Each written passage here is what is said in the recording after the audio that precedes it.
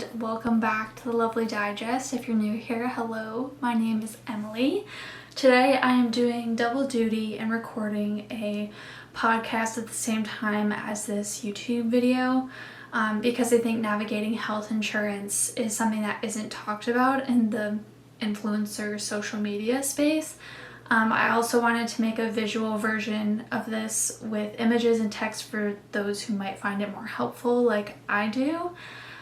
So you'll notice me looking to the side of the camera over here. That's because I have my computer right here and I'm reading my notes off of it. I literally just wrote everything out that I want to say because I want to make sure that I really give you guys like the right information and I don't forget anything, because when it comes to health insurance, if I forget something, then it's kind of confusing. Also, Mike is on phone call and our dishwasher's running, so apologies if there's sounds in the background. I find that my phone doesn't usually pick these things up, but my camera does. So I'm filming this on my camera. I'm gonna have my phone recording, which I don't have in front of me right now, so I'm gonna go get it. And as a side note, if you want to start a podcast, just record it on your phone because it sounds just as good as with a microphone in my opinion. Okay, I have my phone, make sure I'm in focus, and I'm going to hit record and just dive right in. Hello lovelies, welcome back. This month I am covering topics related to navigating a chronic illness, as 3 years ago I was diagnosed with Crohn's disease. I recently turned 26, and in the United States that means that you get booted off your parents' health insurance and need to get your own. I also have a unique situation where I'm self-employed, which means that I needed to go through the process of finding and signing up with health insurance on my own rather than having HR at a company do it for me. So as you can imagine, I'm a self-proclaimed health insurance expert at this point. Just know I am not licensed in health insurance or anything like that. So this is just my personal advice and experience and something I wish I had when I was first diagnosed and going on my own health insurance and navigating all of that. Hopefully I can make this a little fun and interesting for you. If you're more of a visual person, feel free to hop over to YouTube. I'll have the link in the description box or the show notes below. I just wanted to get this out on both channels because it's so important. This one is going to be a little bit longer than the rest of my podcasts on here, but only because I want to make sure that I give a good overview and start to navigating health insurance and just dive into the basics. So to start, I want to give some basics on health insurance terminology and give you an idea of what certain terms mean, since here in the United States it can get pretty confusing. I imagine it's similar in other countries, but if you live outside of the United States, just know that this is specifically for my experience here in the state of Rhode Island. Basic terms you should know are balance billing, co-payment, deductible, emergency room care, excluded services, hospitalization, outdoor patient care, in-network versus out-of-network, out-of-pocket limit, plan, pre-authorization, preferred provider, premium, specialist, and urgent care. There's plenty more, so if you want to see more definitions or where I pulled these from, you can visit the link below. I'll have that on both platforms. Health insurance is defined as a contract that requires your insurer to pay some or all of your healthcare costs in exchange for a premium, which is usually paid monthly. Balance billing is when a provider bills you for the difference between the provider's charge, so your doctor, and the allowed amount, which your health insurance decides. For example, if the provider's charge is $100 and the allowed amount by your insurance is $70, the provider may bill you for the remaining $30. A preferred provider may not balance bill? Yeah. A preferred provider may not balance bill you for covered services, A co-payment is a fixed amount, for example, $15. You pay for a covered health care service, usually when you receive the service. So if you go to your doctor, you might be familiar with having to make a co-payment off the bat. It just depends on your specific insurance. And sometimes, like for example, I just went to my annual visit with my primary care physician and I didn't pay anything because it was my first time going. So my insurance decided that my annual physician's appointment is covered because it's preventative care. It's showing that I'm like investing in my health and taking care of my body and preventing any future illness. So they cover that. But if I go again, then I pay a copay after that. But anyways, a co-payment is a fixed amount you pay for a covered health care service, usually when you receive the service. The amount can vary by the type of covered health care service. Okay, naturally my camera battery died and now we're on 8% on my phone, so let's continue. A deductible is the amount you owe for health care services your health insurance or plan covers before your health insurance or plan begins to pay. For example, if your deductible is $1,000, your plan won't pay anything until you've met your $1,000 deductible for covered health care services subject to that deductible. The deductible may not apply to all services. Some services go to your out-of-pocket. You just have to read into your health insurance plan and your benefits.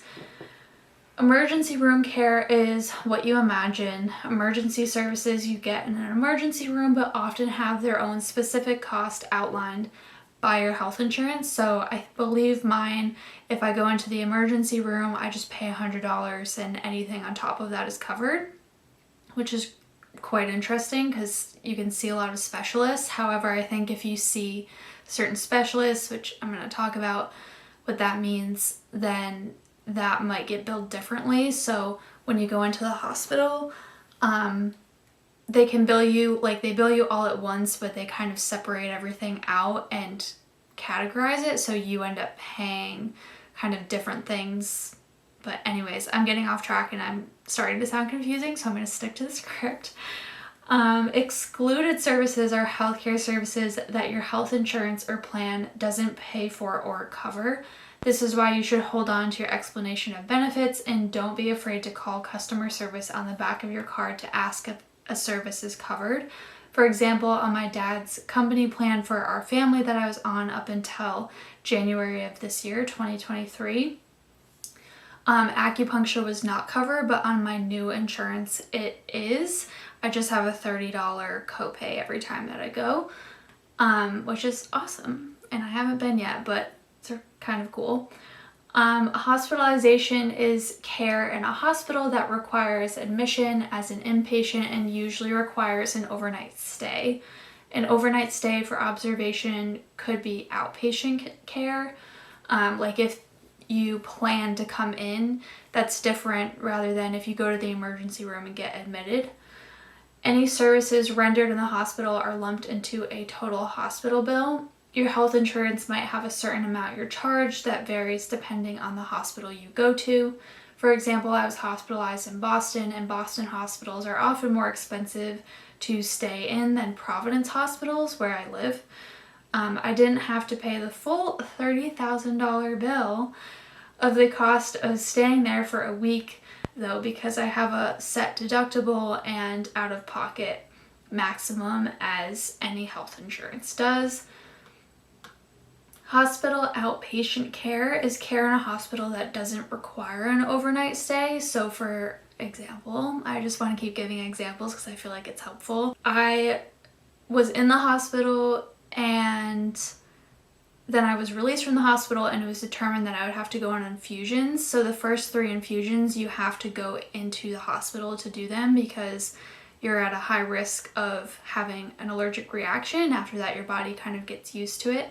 So I had to go into the hospital, but that was outpatient. Like I wasn't in the emergency room admitted and then getting an infusion during that stay. I left and then I came back and it was all planned. So that is outpatient care, which hospital care is a little bit more expensive than if you go to, like, for example, an infusion center like I do now. So the infusion center is like, they charge less than my hospital would, and my insurance actually required me to switch from hospital infusions to outpatient infusions at a different infusion specific clinic because they're less expensive. So your insurance should let you know that, and you'll usually find out about things like that when your doctor goes to make an order for the prescription or the infusions, and then they find that they only cover certain things. So your doctor will usually let you know about that stuff, but you could also call your insurance company and ask them. In-network versus out-of-network. So in-network copayment refers to a fixed amount, for example, $15, you pay for covered healthcare services to providers who contract with your health insurance or plan. In-network copayments are usually less than out-of-network copayments. So with every healthcare plan or health insurance plan, there's in-network and out-of-network providers, and it just varies from plan to plan. So out-of-network copayments refers to a fixed amount, for example, $30, you pay for covered healthcare services from providers who do not contract with your health insurance or plan, and they are usually more than in-network copayments. So it's possible to still continue to see your doctor if you switch health insurances and they let you know that, hey, they're not in-network, but you might have a higher copay, which is something that I experienced, and the copay I think was like $40 versus $20. So to me it was worth it because I really loved my doctor, but something to consider. Out-of-pocket limit or maximum is the most you pay during a policy period, which is usually over a year, before your health insurance or plan begins to pay 100% of the allowed amount. This limit never includes your premium, so the monthly amount you pay, balance billed charges, or health carrier health insurance doesn't cover. Some health insurance or plans don't count all of your co-payments, deductibles, co-insurance payments, out-of-network payments, or other expenses toward this limit. So even though you meet a deductible and you're out of pocket, you could still have bills coming. So another thing to keep in mind, like, don't just go to the chiropractor if you don't know if your chiropractor is covered, because you can still be billed for that if they're not covered by your insurance already. Your plan is a benefit your employer, union, or other group sponsor provides you to pay for your healthcare services. So a healthcare plan. For me and other self-employed people, it is mandatory in Rhode Island to have health insurance. So I went through Health Source RI to secure a Blue Cross Blue Shield of Rhode Island plan, or you can go directly through the insurance company. But I get tax credits through Health Source because I make a certain amount, meaning I don't pay the entire plan premium each month, which is very nice, and something to consider and look into for your state or for your country. Pre-authorization is a decision by your health insurer or plan that a health care service, treatment plan, prescription drug, or durable medical equipment is medically necessary, sometimes called prior authorization, prior approval, or pre-certification. Your health insurance or plan may require pre-authorization for certain services before you receive them, except in an emergency. Pre-authorization isn't a promise your health insurance or plan will cover the cost, so something really important to keep in mind. For example, every couple of infusions, my infusion company needs to contact my doctor to request approval for me to continue my infusion therapy drug at the same amount, and then they send that request to my insurance to verify that I still need the medication because it's so expensive. And my insurance will basically decide if they still cover that medication or if there's a cheaper option that they want me to switch to. So sometimes, because Remicade and Inflectra are biosimilar drugs, one will be covered and one won't be, so your doctor might just have to switch you between the two, which is very common. Annoying, but common. A preferred provider is a provider who has a contract with your health insurer or plan to provide services to you at a discount. Check your policy to see if you can see all preferred providers, or if your health insurance or plan has a tiered network and you must pay extra to see some providers. Your health insurance or plan may have preferred providers who are also participating providers. Participating providers also contract with your health insurer or plan, but the discount might not be as great and you might have to pay more. So this is where it gets really nuanced. I would say if you already have a doctor that you know and love, stick with them unless they're very expensive to see them, and just call your health insurance and see how much you'll have to pay. A premium is the amount that must be paid for your health insurance or plan. You or your employer usually pay it monthly, quarterly, or yearly. I pay mine through HealthSource Rhode Island, where I get approved for tax credits based on my income. I'm just thinking of what the name of the Massachusetts plan is, but I can't remember, so forgive me. But I also know that another plan in Rhode Island is called Thunder Mist, and they can help also get you tax credits. So there's different programs like this. I would go to the health insurance that you would like to go with, or go to multiple and just ask them where you can get maybe like credit tax credits, or find a similar program, because that's how I found HealthSource Rhode Island, was by going through Blue Cross Blue Shield of Rhode Island. But moving on, a physician specialist focuses on a specific area of medicine or a group of patients to diagnose, manage, prevent, or treat certain types of symptoms and conditions. A non-physician specialist is a provider who has more training in a specific area of healthcare. So, for example, you have your primary care doctor, but then you can also have a GI specialist, an OBGYN, doctors like that. Urgent care is care for an illness, injury, or condition serious enough that a reasonable person would seek care right away, but not so severe as to require emergency room care. I love that they called it a reasonable person. Oh, okay, for those on the podcast, we're heading into a little commercial break, so I will pause here. All right. Gotta wait for this to save, but for those of you on YouTube, I take a little podcast break and I just make it into separate recordings on my phone, so that in case I mess up or want to edit something, it makes it a little bit easier. Oh, this is gonna be a long one. Okay, jumping into the second part. I know that was a lot of information, so I apologize. I want to put it all into context now for you by sharing my experience signing up with health insurance back in November of last year. In August of 2022, I knew that I had a few months to choose a health insurance that would best cover me in the new year. Because I have Crohn's disease, I have a doctor in Boston, a gastroenterologist, who I love, and went through an application process to get her service. So I knew I wanted to try to find something that would approve my care with her.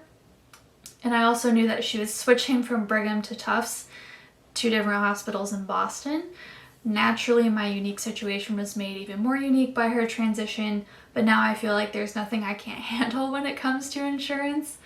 The idea of going through the process of learning about health insurance really scared me and gave me so much anxiety, to the point where I started losing sleep over it.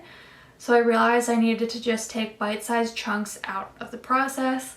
So I wrote down my to-dos and scheduled them out over the next few months. However, when I wrote down my to-dos, I realized that I didn't know anything about the process, and so I didn't know what steps to take. So I called Blue Cross Blue Shield of Rhode Island, and they let me know that they have locations where I can go to talk to someone in person about the next steps. So I made an appointment, and a woman talked me through all of the steps that I need to take, and I realized that it wasn't nearly as involved or as complicated as I had feared it would be. She even gave me a resource that would help cover the cost of insurance based on my income. As I mentioned, HealthSource Rhode Island. I believe most states have similar programs, and I know Massachusetts has a great one. I just can't remember the name right now. My next step was making an appointment at HealthSource so I could plan for my monthly payments. I found out about how much I'd receive and which plan I would want to sign up on. Because I know my infusions will set me back a lot because they're so expensive, I opted for the premium plan with the lowest deductible and out-of-pocket limit.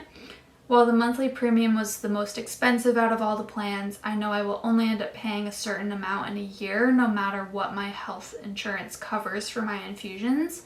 I also found out my infusions go towards my deductible and not my out-of-pocket. Most prescriptions you get at a pharmacy go towards your out-of-pocket amount. You pay the copay for the medication when you pick it up, but once you hit the out-of-pocket limit, insurance covers the rest. And the reason why I was so excited about this was that the out-of-pocket is usually more than your deductible. This means that because my infusions go towards my deductible, even if they cost $1,000 every single time I go, for example, just like a side note, Inflectra, one vial of Inflectra is like $1,500 and I need 3. So it gets very expensive. Obviously I don't pay that full amount, my insurance covers that, but still, as you can imagine, like the insurance decides how much they want to cover. So if they decided they didn't want to cover a lot for some reason, at least my deductible is $750, so I know that at the most I would be paying $750 for the first infusion, and then all my future infusions for 2023 would be completely covered by my insurance. Not ideal for a one-time payment, but at least I don't owe anything down the road, and I can save that amount in my bank account and know that if that does happen, I have the money and then I'm all set.